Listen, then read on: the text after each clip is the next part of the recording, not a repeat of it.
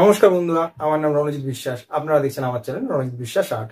আজকে আমি আরেকটি নতুন ওয়াটার কালার টিউটোরিয়াল নিয়ে আপনাদের সামনে উপস্থিত হয়েছি। আমাকে একজন বন্ধু কমেন্ট করে জানিয়েছেন যে স্কিন টোনটা কি করে দেবে বা স্কিন টোনের কালার কি নেবে সে বুঝতে পারছে না, বা কালার প্যালেটটাও বুঝতে পারছে না। তো তারই উদ্দেশ্যে আজকে পুরো ভিডিওটা করা। সে মন দিয়ে কিন্তু ভিডিওটা দেখবেন, তার জন্য কিন্তু পুরো ভিডিওটা আজকে আমি করেছি। এই স্কিন টোনটা পোর্ট্রেটে কিভাবে কি দেবেন সেই হিসাবে। কিন্তু আজকে আমি যে স্কিন টোনটা দেখাচ্ছি সেটা কিন্তু খুব একটা ইম্পর্টেন্ট স্কিন টোন, কারণ এই স্কিন টোনটা হচ্ছে একটু ডার্ক হবে, ঠিক আছে? তো এই জন্য ভিডিওটা দেখতে হবে, স্কিপ করলে কিন্তু শিখতে পারবেন না। আর যারা এই নতুন আমার এই ভিডিওটা দেখছেন তারাও কিন্তু শিখে নিন কিভাবে স্কিন টোনটা দেবেন, ঠিক আছে?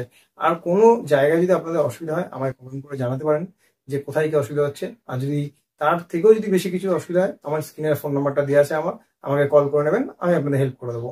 আর আরেকটা কথা বলে দিচ্ছি, দেখুন, পুরো ভিডিওটা না দেখে আপনারা কিন্তু কমেন্ট করেন। যদি পুরো ভিডিওটা না দেখেন তাহলে কিন্তু অনেক জায়গা মিস করে যাবেন, কারণ অনেক কিছু ছোট ছোট পয়েন্ট থাকে যেগুলো আপনারা কিন্তু দেখেন না। যদি দেখেন তো খুব ভালো হয়, আপনাদের ক্ষেত্রে বেশি বেশি করে ভালো হয় যদি দেখেন পুরো ভিডিওটা।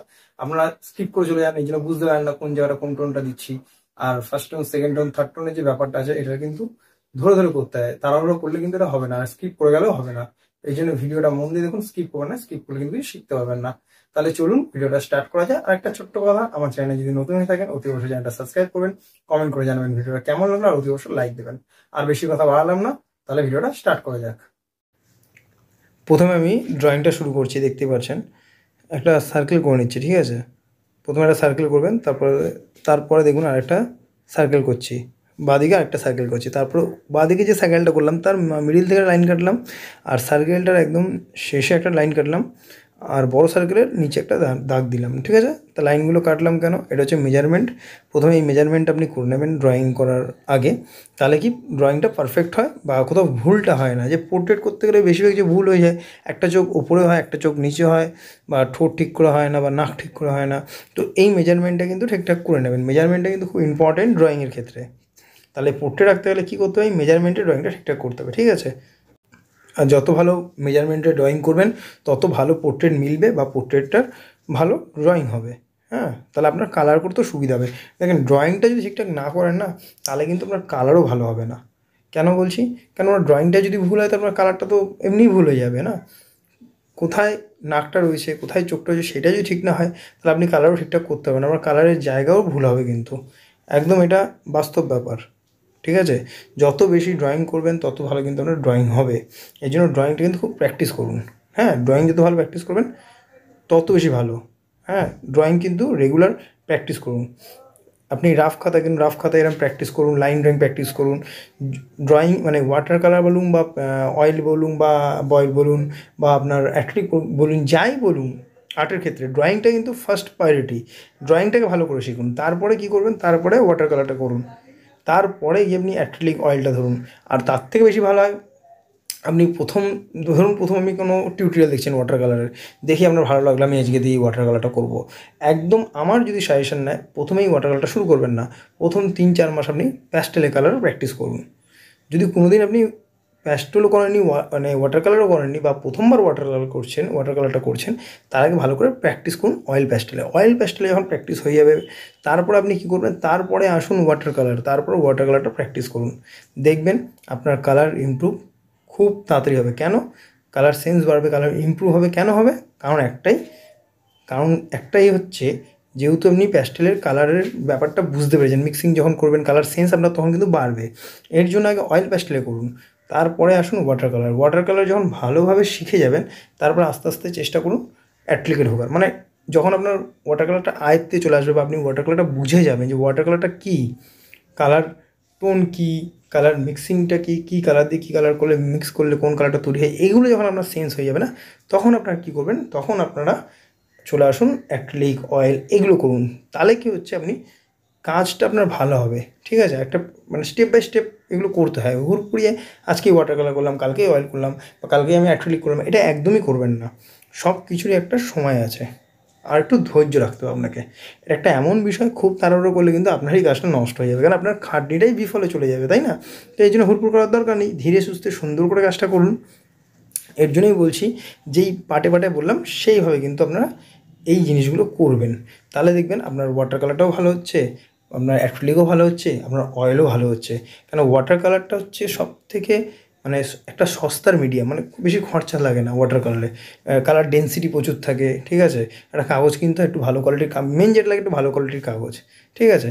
তো এইবার যেটা আমি করবো, কালার শুরু করছি। প্রথমে আমি ব্যাকগ্রাউন্ডটা করে দিচ্ছি। ব্যাকগ্রাউন্ডটা আমি আগে জল দিয়ে একটু ভিজিয়ে সেখানে দেবো হচ্ছে গম্বুজ ইয়েলো অকার, আর একটুখানি ইয়েলো অকারের সঙ্গে আপনার আল্টিমেট ব্লু বা কোবাল্ট ব্লু মিশিয়ে আমি দেবো, ঠিক আছে।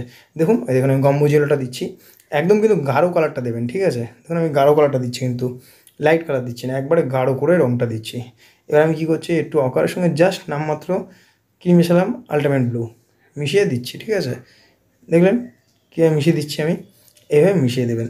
এবার আসছি স্কিন টোনটা, একটু ব্রাউনিশ স্কিন টোন হবে। কেন একটু ব্রাউনিশ হবে, কেন আমি একটা সাধুকে করছি, তারা তো প্রচুর ফর্সা হয় না, একটুখানি মানে গায়ের রঙটা একটু চাপা হয় তাদের, হ্যাঁ। আর দেখবেন আপনি যদি প্রথমবার কোনো স্কিন টোন করতে যান, যদি আপনি বেশি মানে কী বলবো, এটা ভালো খারাপ মনে করবেন না, এটা কাজের জায়গা থেকে বলছি।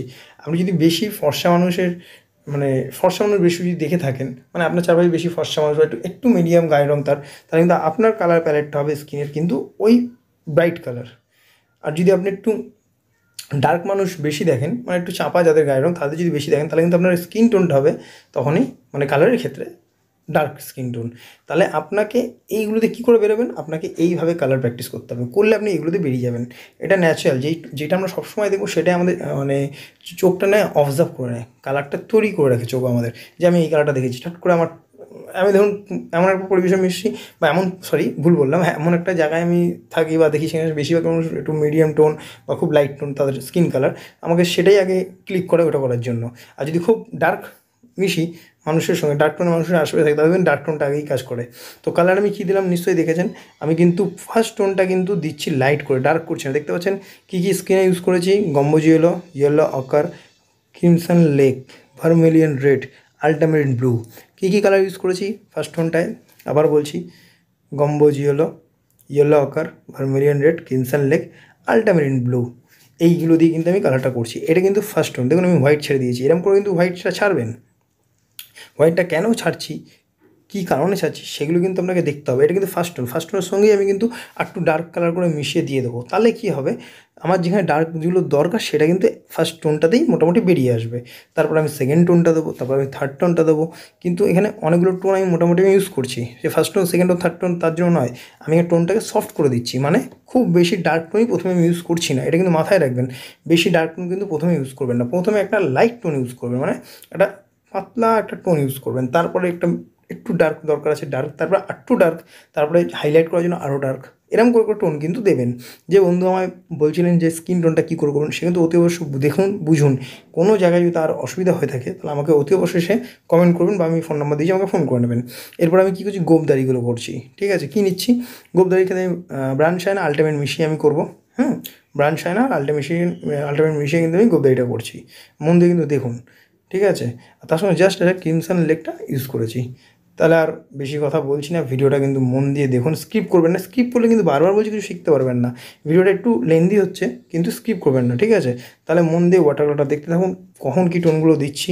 কালার প্যালেট আমি কালারগুলো বলে দিচ্ছি, কী কী কালার আমি নিয়েছি এই কাজটার ক্ষেত্রে। আবার বলে দিচ্ছি, তুলি আমি ব্যবহার করেছি 12 নম্বর, 10 নম্বর আর 6 নম্বর। কালার ইউজ করেছি গম্বুজ আপনার yellow ochre, vermilion red, crimson lake, ultimate blue, cobalt blue আর ব্রাউন শাইনা। কালার প্যালেটটা কী নিয়েছি, colour yellow ochre, vermilion red, crimson lake, brown sienna, ultimate blue, cobalt blue. আর একটা জিনিস, ফার্স্ট টোনের পর কিন্তু সেকেন্ড টোন যখন দেবেন না, জলটা চেঞ্জ করে নেবেন, আর থার্ড টোনে একটু চেঞ্জ করে নেবেন, তাহলে ভালো হয় কাজ, মানে কাজটা নোংরা হবে না, পরিষ্কার থাকবে। এটা কিন্তু মাথায় রাখবেন।